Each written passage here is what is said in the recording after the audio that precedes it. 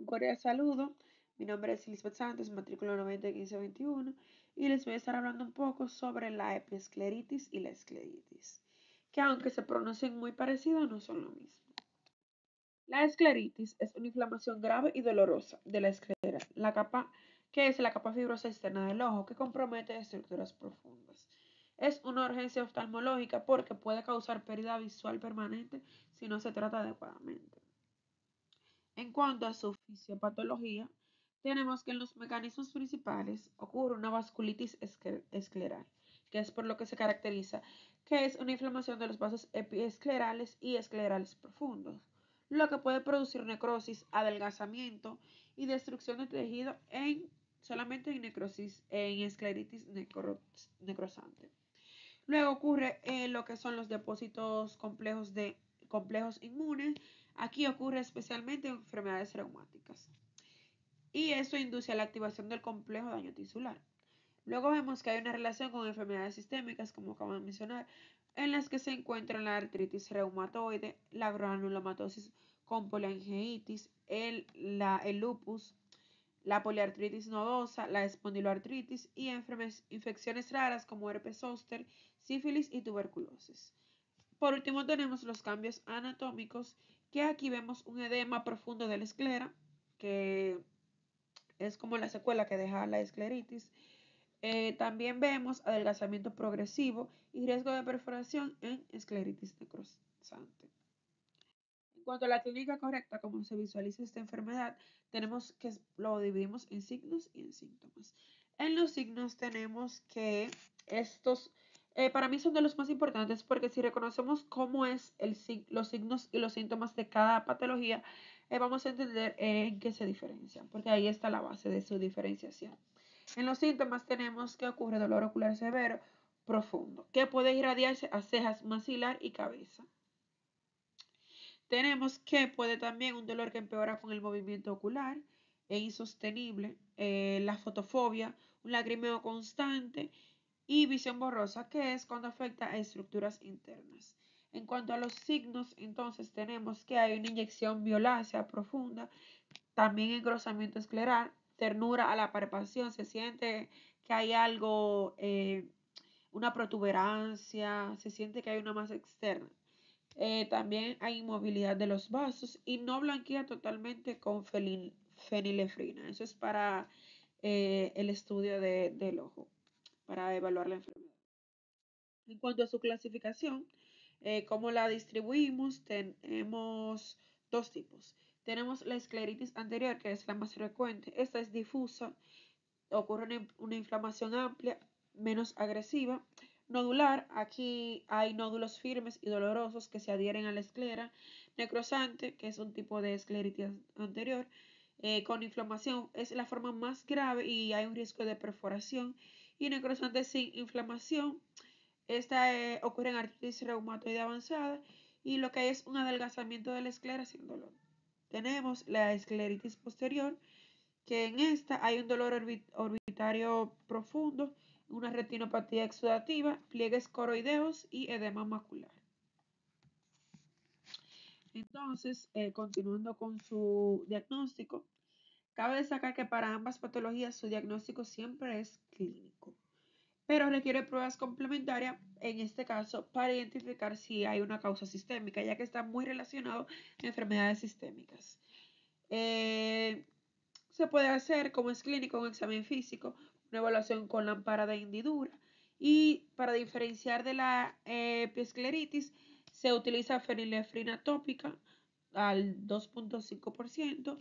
En la epiescleritis blanquea y en la escleritis no blanquea.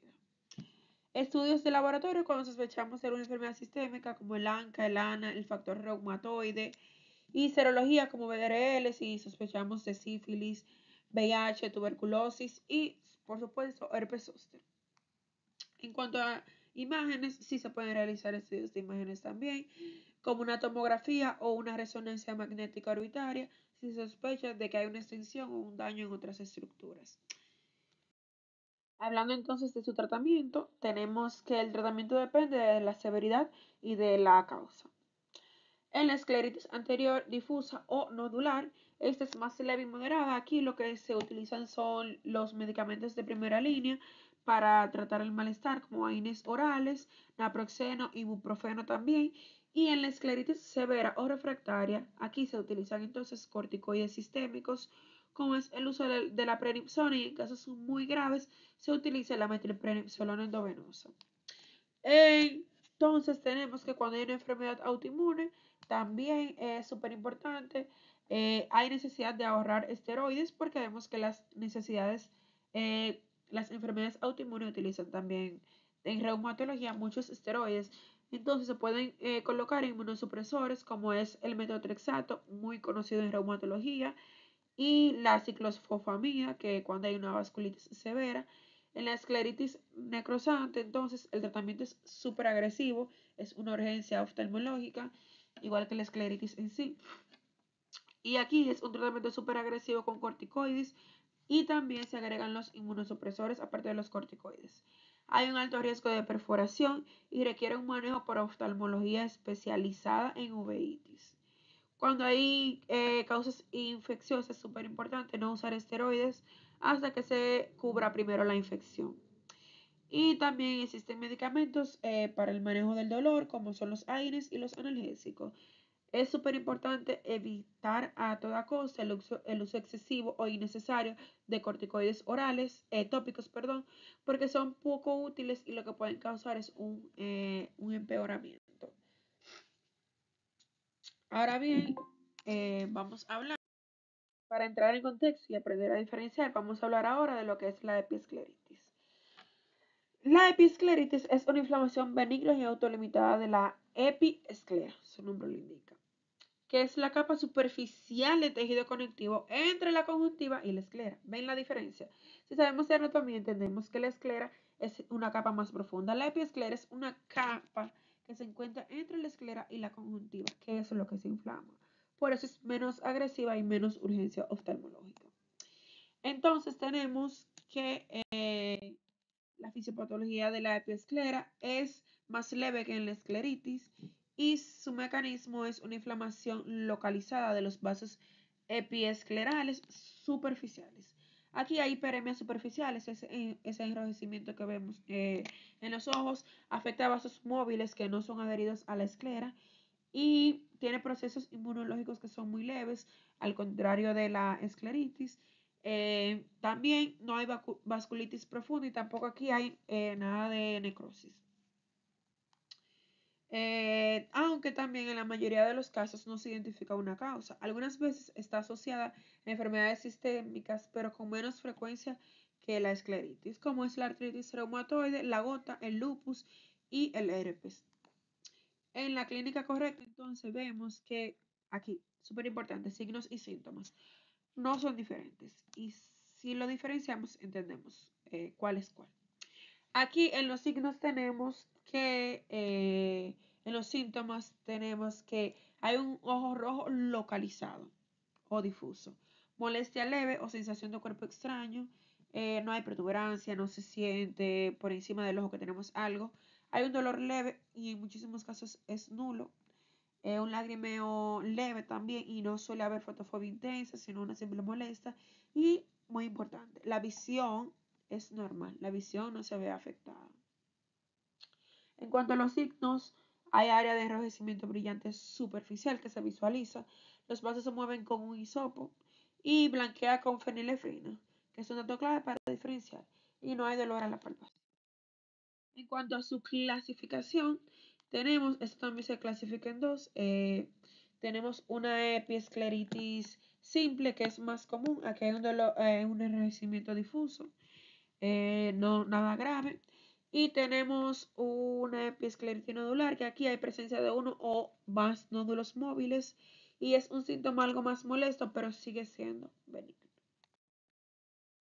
En cuanto al diagnóstico, se basa principalmente en la evaluación con lámpara de hendidura, igual que la escleritis. Se prueba también con fenilefrina y, como ya mencionamos anteriormente, que aquí en la escleritis blanquea porque hay vasoconstricción superficial y en la escleritis no blanquea porque es una vascularización muy profunda.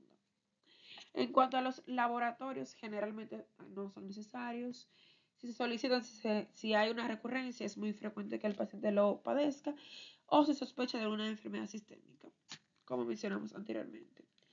El tratamiento, entonces, la mayoría se resuelve solo de 1 a 2 semanas, aunque se recomiendan medidas generales para no empeorar o provocar algún tipo de infección.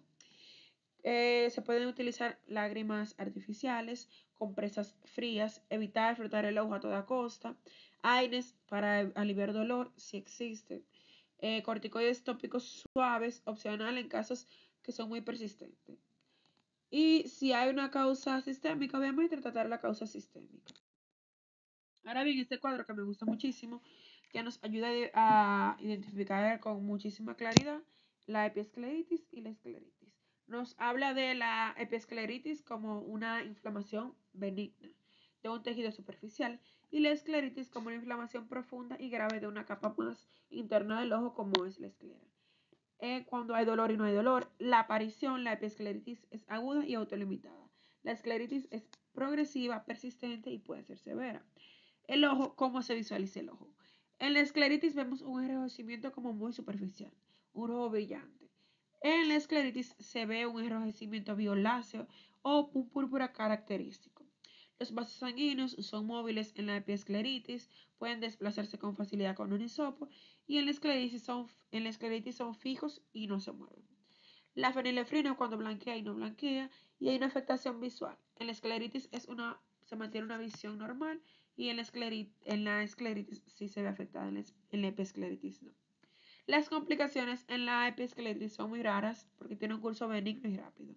En la escleritis, como conocimos, está la necrosis escleral, una perforación, en muchísimos casos una pérdida visual porque tenemos un edema macular en algunos tipos. Y en cuanto a la asociación con enfermedades sistémicas, que en la epiescleritis es menos frecuente, en cambio la escleritis está muy de la mano con enfermedades sistémicas como artritis reumatoide, vasculitis, eh, el lupus sistémico, la granulomatosis con polangeitis y enfermedades inflamatorias incluso intestinales pueden provocarlo. Entonces es súper fácil entender la clínica y la forma en la que se desarrollan cada uno para saber que no es lo mismo. Simplemente por anatomía entendemos que no es lo mismo porque no afectan en la misma capa del ojo. Entonces es todo de mi parte. Muchísimas gracias.